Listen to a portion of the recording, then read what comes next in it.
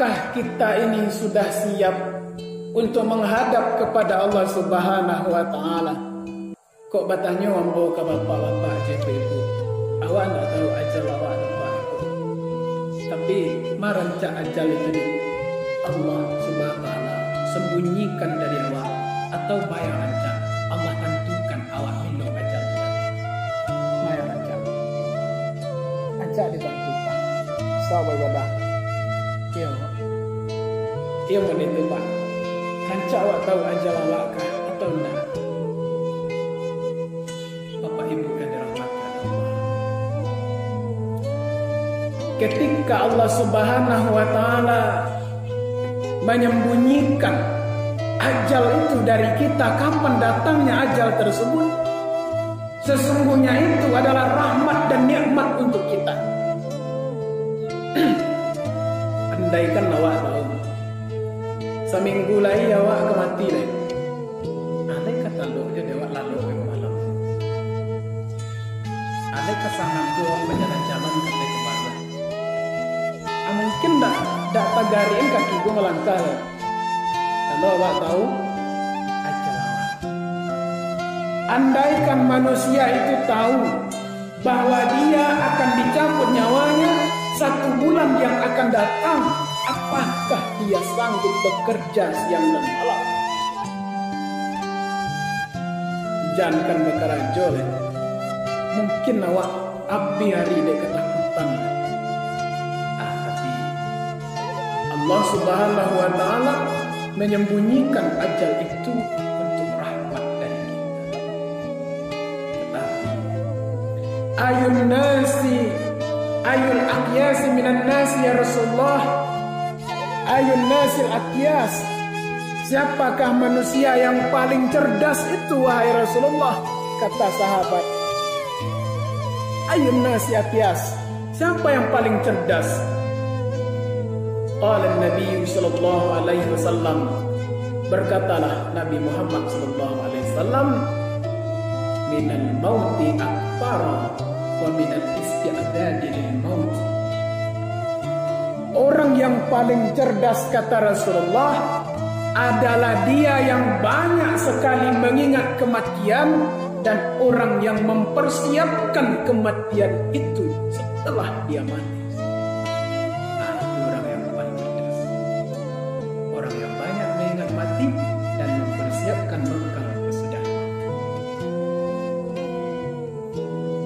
Ada awak dalam waktu lalu tu dianjurkan awak tu waktu lalu tu menghadap ke kiblat. Hadis dari Rasul sallallahu alaihi wasallam, idza kana al-insanu ala sitri, ketika manusia itu hendak tidur di atas kasurnya, maka istiqbalul kiblah, maduklah ke kiblat untuk lalu. Kemudian setelah itu letakkan tangan kiri di bawah, kemudian dimiringkan badan awak. Ba'da sunnah awak lalu mode itu bapak dan ibu, karena itu adalah posisi orang mati, supaya awak itu selalu ingat dengan kematian. Kenapa sebaik-baik warna al-khairul alwanul abyad, sebaik-baik warna adalah warna putih.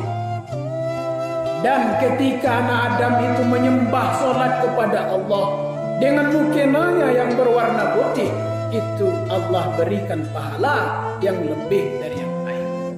Apa aku? Sebab ada hadis begitu. Karena putih adalah warna kain kafan. Putih adalah warna kain kafan. Semoga jo memakai nan putih itu ingat awak akan kematian. Dan ketika nyawa itu dicabut, dikisahkan di dalam tarikhnya Imam Abdul Qadir Al-Jailani, ketika Imam Abdul Qadir Jailani itu sedang duduk-duduk bersama anak-anak beliau. Kemudian anaknya mengerumuni beliau. Kemudian beliau berkata, "Wudukkan aku wahai anakku." Kemudian diwudukkanlah beliau. Setelah diwudukkan, Imam Abdul Qadir Jailani berkata, pergilah dari sini karena akan ada tamu yang akan datang kemari. Setelah ditinggalkan, ternyata dilihat lagi Imam Abdul Qadir Jailani sudah meninggal dunia. Seorang imam yang terkenal dengan kealiman tasawufnya, pemilik tarikatnya Qadiriyah, orang yang terputus ma'rifatnya dengan Allah Subhanahu wa taala, yang sampai menembus pemandangan ma'rifat dengan segala zikir dan aurat-aurat yang bersemayam di dalam hati yang 7 di dalam dirinya. Dan dia tahu ternyata malaikat sudah hampir menjemput ajal. Ternyata awak bapak tadi, awak tak tahu pilu ajal awak akan datang.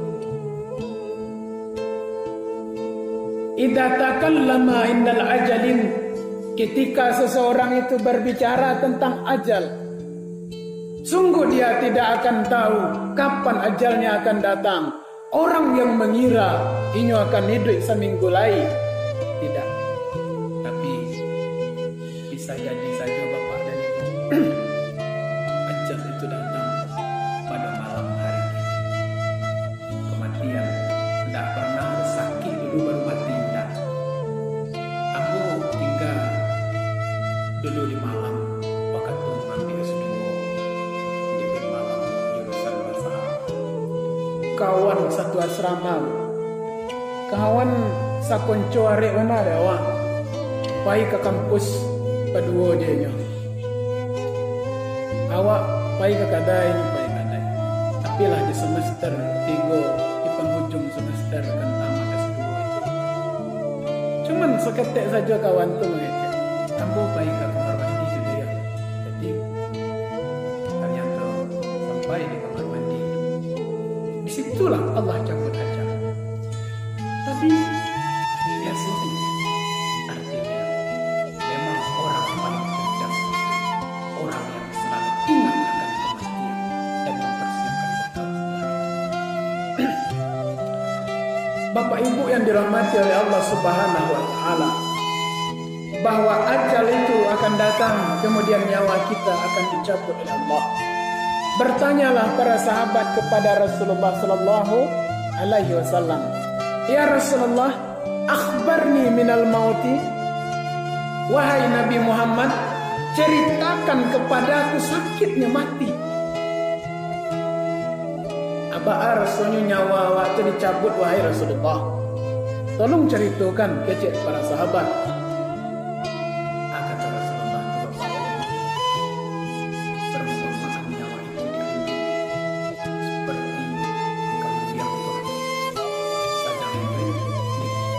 Kulitnya tu dikuliti hidup-hidup. Setelah sudah dikuliti hidup-hidup, dicampakkan ke dalam duri. Begitu sakit kematian itu.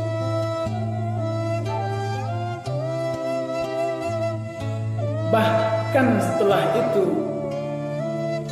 orang yang merasakan sakit mati seperti itulah standarnya, kata Rasulullah SAW. Tetapi terbagi, kalaulah bapak-bapak ambo, ibu-ibu seluruhnya adalah orang yang soleh, ahli iman, melapangkan beban orang lain. Ada orang minta sedekah, awak kasih tanpa harus meneliti. Aku sianuga anda jaleh minta sedekah ataupun. Tetapi orang yang baik hati, yang jaleh inyo mengasihi. Orang lain tidak ada dikajinya, jaleh dirinya yang mengasihi. Kemudian dikasih. Kemudian orang soleh, sholatnya bahwa khusyuknya kepada Allah, baca Al-Quran. Kalaulah ada umat Nabi Muhammad yang soleh seperti itu, yang alim dengan ilmu yang diamalkan, yang suka bercampur dan berkumpul dengan orang-orang yang soleh pula. Kalaulah seperti itu, kata Rasulullah, adalah ketika nyawa itu dicabut sama dengan awak digigit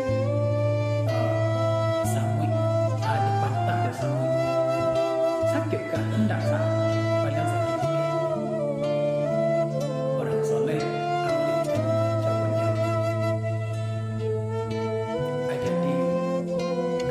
itu harus baca? Kenapa harus kaji? Untuk awak termotivasi supaya nanti ketika awak sakaratul maut, ketika nyawa awak dicabut, kita sampai ke tingkat itu. Maka rajin ibadah, disiplin ibadah, menjadi orang baik. Kemudian setelah itu ada orang-orang ahli maksiat yang dahulu-dahulu tidak pernahlah merasakan kenikmatan akhirat. Yang sulit sekali di dalam sholatnya itu kekhusyukan. Yang pelit terhadap harta kekayaan Tuhan. Padahal kayu, tetapi perhitungan luar biasa. Aku ada mata sendiri dibantu berat. Aku tak layak. Itu harta bukan milik kita, Bapak dan Ibu. Harta milik Allah. Kalau ada orang yang membutuhkan, kemudian datang ke rumah. Ini bedanya orang yang soleh dengan orang yang tidak. Orang yang waktu yang dipikir adalah diri sendiri. Oh, ini datang ke rumah. Pernah di satu kali seorang imam di negeri Madinah, kemudian ada orang yang kaya, kemudian dia berpakaian compang-camping, berpakaian yang sudah bolong, yang telah ditumbuk-tumbuk, datang ke rumah orang kaya tersebut. Kemudian setelah datang ke sana diketuk pintu. Ini niat adalah untuk menguji apakah orang ini pemurah atau tidak. Sampai di sana diketuk pintu, dikatakan maksud saya orang tidak mampu. Kecil orang yang di dalam rumah tadi, masalah kamu adalah urusanmu dengan Tuhan. Kalau engkau menipu, Allah akan membalas. Tetapi masalah hartaku adalah urusanku dengan Allah. Kalau aku berikan kepadamu, engkau dengan keadaan seperti ini adalah anjuran dalam agama. Kemudian besoknya dia bermimpi bahwa telah dibangunkan untuknya satu permata istana di dalam surga Allah Subhanahu wa Ta'ala. Jadi untuk berbuat baik kepada seluruh makhluk Allah, yang dipikir adalah diri awal, bukan harus dikaji orang. Kemudian setelah itu orang yang meninggalnya seperti orang dan bangun tidur. Ada terasa sebagai alanya. Tidak ada terasa sakit, tidak ada terasa pan, tidak ada terasa. Tapi barang orang bangun lalu, itu nyawa waktu tidak dicabut. Tetapi itulah yang dikatakan di dalam Al-Quran. Ya ayyatuhan nafsul mutmainnah irji'i ila rabbiki. Ketika nyawa orang soleh itu, orang solehah dan orang rajin ibadah itu dicabut nyawa dari arah kepala. Kepala itu berkata, wahai malaikat, andai kau cabut nyawa dari arah kepalaku, kepalaku inilah yang sujud kepada Allah. Apakah engkau mau mencabut kepala yang selalu bersujud kepada Allah ini? Engkau memisahkan antara pengabdian dan Tuhannya. Ada jadilah dicabut. Didatangi pula lah, diambil nyawa dari arah kaki. Kaki pun berkata, wahai malaikat, engkau cabut nyawaku dari arah kaki. Padahal kaki ini yang berjalan dari rumah sampai ke musallaku. Kemudian malaikat tak mungkin dicabut nyawa seperti itu. Apa acaranya lagi? Ya ayyatuhan nafsul mutmainnah, wahai jiwa yang tenang, irji'i ila rabbiki, kembalilah kepada Tuhan. Jadi roh awak tadi dipanggil keluar, tidak dicabut nyawa awak seperti sakit, tapi roh awak itu dipanggil keluar. Alangkah mulianya awak andaikan dapatkan hal yang seperti itu, dan tidak lain tidak bukan itu adalah ibadah awak kepada Allah Subhanahu wa Ta'ala, pergaulan awak. Kemudian setelah itu kita berdoa kepada Allah Subhanahu wa Ta'ala bahwa umur yang masih tersisa, yang masih ada sampai hari kini, Mudah-mudahan umur itu selalu Allah lindungi dengan rahmat dan selalu mengingat kepadanya tanpa menjadi orang yang keras hati. Kadang awak mendengar nasihat dari orang tua, tapi mana saya nak tergugah walaupun masalah agama. Apa kata Rasulullah Bapak dan Ibu? Man sabara ila makani sholati falahu asyar. Siapa yang berjalan menuju tempat sholat, menuju masjid atau musala dengan niat yang tulus dan ikhlas karena Allah, satu langkah yang dilangkahkan ke musala itu, ke tempat sholat itu, Allah balas satu langkah itu dengan 10 kebaikan.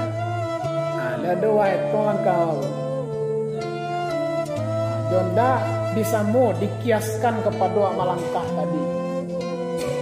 Apakah awak jonda atau awak berjalan kaki? Kalaupun awak jonda, tetap dihitung seperti awak melangkah. Nah, malaikat itu santiam awak nak salah panjang. Awak jonda karena malaikat luar biasa perhitungan. Tahu dia malaikat melangkah. Satu langkah saja 10 kebaikan. Nah, barangkah awak kembali sekian banyaknya pahala yang awak dapat. Andaikan tentu banyak orang tahu. Kok banyak orang tahu, anu bisa awak. Nah, tapi tidak banyak orang tahu dong. Awak saya yang tahu. Nah, itulah. InsyaAllah nanti di akhirat akan memperoleh pahala-pahala yang seperti itu. Tapi niat tulus dan ikhlas mencari keridhaan Allah, beribadah kepada Allah SWT. Karena innamal a'malu binniyat. Seluruh pekerjaan itu tergantung kepada niat. Baik sembahyang mana awak kemari, kamu salah aku. Tetapi niat awak tu tidak itu. Niat awak tidak baik, tetap tidak akan dibalasi dengan kebaikan. Apa itu awak? Baik sembahyang mana, kamu salah. Nampak nasihat itu kan rancang. Aku nak suruh-suruh rasakan lah. Jadi niat itulah. Nanti niat itu yang akan dibalas. Innamal a'malu binniyat. Seluruh pekerjaan itu dengan niat. Bapak-bapak dan ibu-ibu, niat saja awak ke sembahyang tahajud, awak lalu oleh.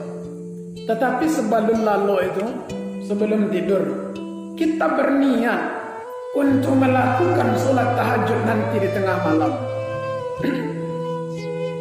Dan niat itu untuk melakukan sholat tahajud itu sudah dicatat malaikat.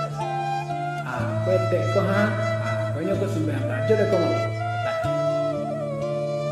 Kalau palo je, palo ni niat. Kalau nak ngaji aku tak tentu dah. Kalau palo je.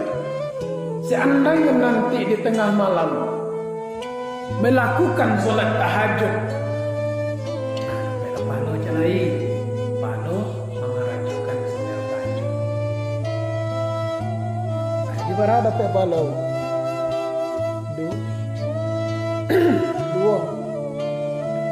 Jadi kalau ingin awak banyak dapat pahala, awak biasa saya ustaz sembahyang tahajud.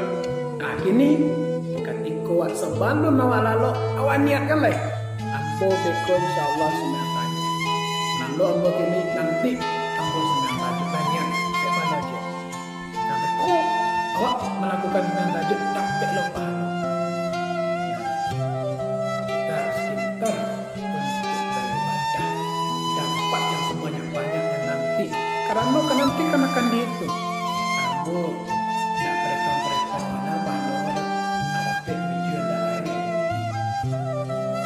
nanti kan akan ditimbang. Nah yang banyak dan nelok dengan buruk, dia harus mencari pintar dalam amal dan beribadah kepada Allah. Kemudian setelah itu setelah nyawa itu dicabut oleh malaikat Israel tadi, kita terbaring di rumah masing-masing. Ketika kita sudah terbaring itu Bapak dan Ibu, ketika nyawa itu diambil, kemudian badan itu masih terbaring di rumah, roh itu dibawa ke atas oleh malaikat Jibril, berkeliling di atas langit. Roh siapapun akan sama keadaannya nanti. Setelah nyawa itu dicabut, alun diselenggarakan di orang lain, roh itu dibawa melingkar langit. Kenapa dibawa oleh malaikat? Untuk diperlihatkan kepada malaikat-malaikat bahwa roh sanuko aku lah dicabut Pak. Buat telangi dulu. Seandainya yang meninggal ini adalah orang soleh, orang rajin ibadahnya, roh itu berbau harum. Apa kata malaikat di atas langit? Wahai roh yang harum, kembalilah engkau ke muka bumi untuk mendapatkan rahmat dari Allah. Adi roh itu kembali balik ke sekeliling rumah wahai, tapi tidak bisa masuk ke dalam jasad. Kemudian andaikan ini, roh ini adalah orang yang ahli maksiat, orang yang tidak menutup aurat, yang selalu menyebut keburukan orang. Ketika dibawa malaikat itu, bau roh ini sangatlah busuk. Apa kata malaikat langit? Wahai roh yang busuk, kembalilah engkau ke muka bumi. Kembali roh tadi ke muka bumi, mengutuk malaikat yang ada di langit. Kemudian menyaksikan yang terjadi di antara melihat raga yang sedang terbaring. Dia sudah bisa mencari,